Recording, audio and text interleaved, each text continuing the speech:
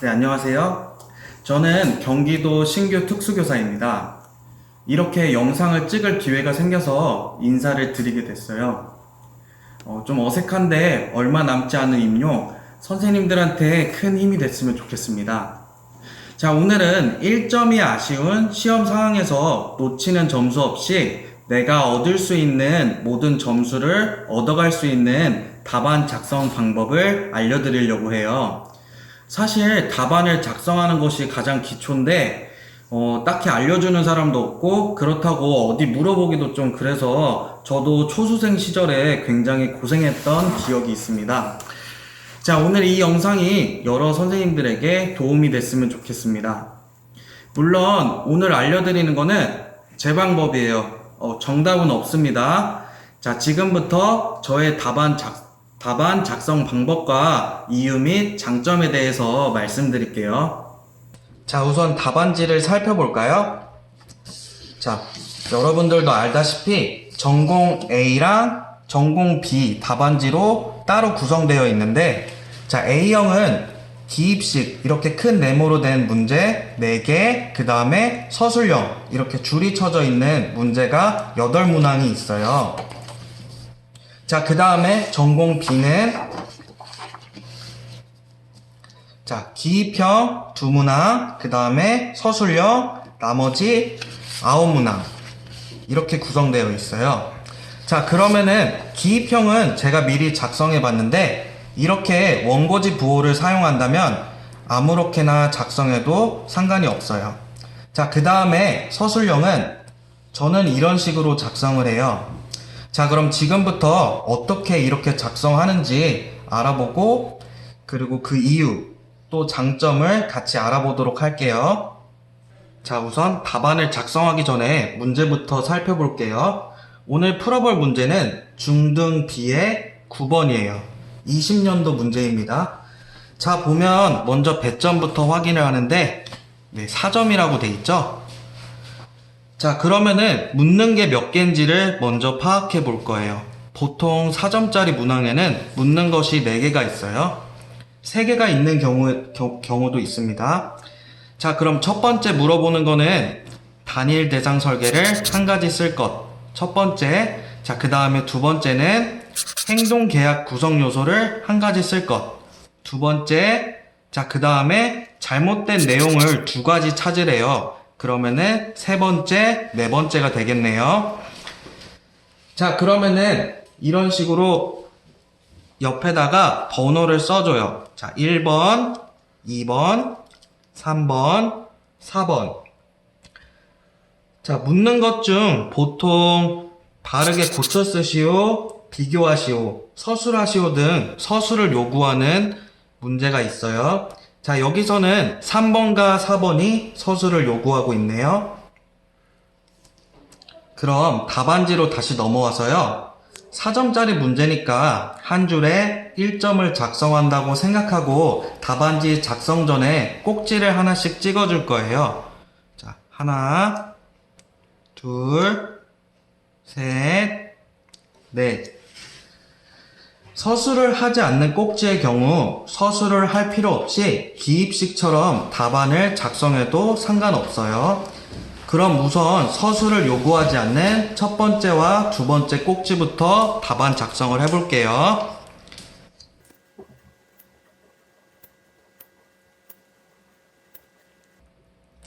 자, 가는 대상간 중다 기초선 설계. 자, 나는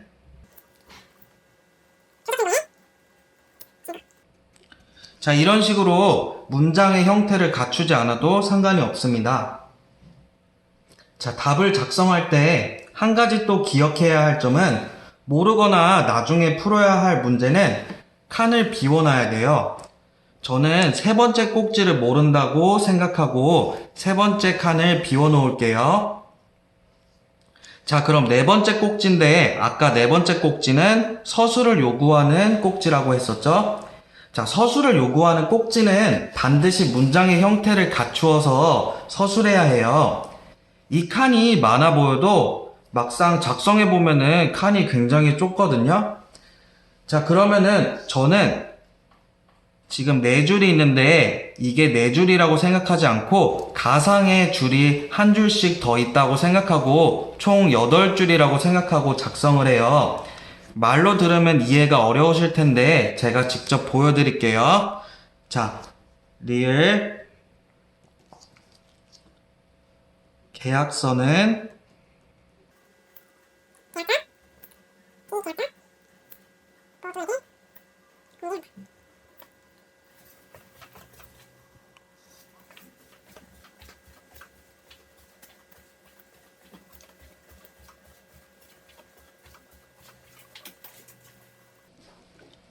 자, 이런 식으로 처음 작성할 때 칸 위쪽에 작성을 하게 되면 가상의 줄이 있다고 생각하고 그 다음에 밑에 또 이렇게 쓸 수가 있어요. 자, 그래서 4줄이지만 총 8줄로 사용할 수 있습니다. 자, 서술형뿐만 아니라 서술을 요구하지 않는 꼭지도 이런 식으로 위에 붙여서 작성을 해요. 이유는 뒤에 설명드리겠습니다. 자, 그럼 지금까지 답안 작성 방법을 알아봤는데요. 자, 그럼 이 방식의 장점에 대해서 말씀드릴게요. 자, 첫 번째 장점은요, 답안의 공간을 효율적으로 활용할 수 있습니다. 답안의 공간은 아까 보셨다시피 4칸인데 일반적으로 답안을 작성할 경우 칸이 좁다는 느낌이 들어요.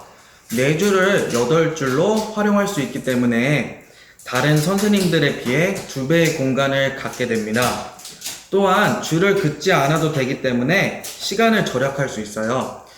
다른 선생님들 보시면은 이렇게 줄을 그어가지고 활용하시는 분도 계시거든요.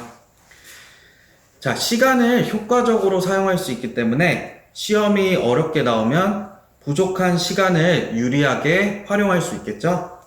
자, 두 번째 장점은요, 놓치는 점수가 없어요. 모의고사를 볼 때 잘 풀어놓고 나중에 옮겨야지 했다가 아니면 옮기는 과정에서 실수가 있어가지고 깜빡하고 답안지에 답을 작성하지 않는 경우가 있는데 실제 시험장에서는 더 정신이 없어서 이런 실수가 더 빈번하게 발생한다고 해요. 자, 1점당 한 칸으로 생각하고 모르거나 어려운 문제는 건너뛰기 때문에 나중에 딱 봤을 때 이 칸은 비워져 있네? 하고 내가 작성하지 않은 문제를 끝까지 고민할 수 있겠죠? 자, 1점이 아쉬운 상황에서 실수를 최소화할 수 있습니다. 자, 세 번째 장점은요, 두 번째와 관련이 있는 장점인데 교육학처럼 줄글로 쓸 경우 나중에 풀기가 곤란해지는 경우가 있어요. 예를 들어서 줄글로 작성을 할 경우 나중에 이 문제에 얼만큼의 공간이 필요할지 확신이 안 서기 때문에 칸을 비워놓기가 굉장히 애매하죠. 그러나 1점당 한 칸씩이라고 생각하는 경우 한 줄을 통으로 비워놓으면 되니까 좀 더 나중에 풀기가 수월하겠죠. 자, 네 번째 장점은요, 답안지를 보면서 말씀드릴게요. 자, 네 번째 장점은요, 수정을 쉽게 할 수 있어요. 만약 꽉 채우게 답안을 작성한다면 답안을 수정할 때 굉장히 곤란해질 수도 있습니다. 펜으로 사용하고 수정 테이프 사용이 불가능하기 때문에 원고지 부호를 사용해서 교정할 수밖에 없는데요. 자, 답안지를 보면서 직접 비교하면서 살펴봅시다. 자, 답안지로 넘어와서 제가 답안지를 작성을 미리 해왔는데요. 자, 이거를 1번이라 하고 이걸 2번이라 할게요. 자, 1번과 2번을 비교해서 보기 어떠신가요? 같은 내용을 작성하고 같은 만큼을 추가했습니다. 자, 제 방식대로 쓴 경우 이렇게 많은 양을 추가하는 경우에도 공간 부족함 없이 깔끔하게 수정을 할 수 있습니다. 자, 2번을 보시면은 이렇게 끝부분은 뭉개지기도 하고 참 보기가 안 좋죠? 자, 이렇게 보기 난해해지는 경우 실제 시험 상황에서는 심리적으로도 불안하고 최악의 상황에서는 시험지를 교체해야 될 수도 있어요. 시험지가 아니라 답안지를 교체해야 될 수도 있겠죠? 자, 마지막 장점은요, 채점자의 편의를 고려할 수 있습니다. 자, 답안지를 보면서 한번 살펴볼게요. 자, 보세요. 아까 봤던 1번, 2번, 그리고 3번까지. 자, 어떤 답안이 가장 예쁘고 정리되게 보이시나요?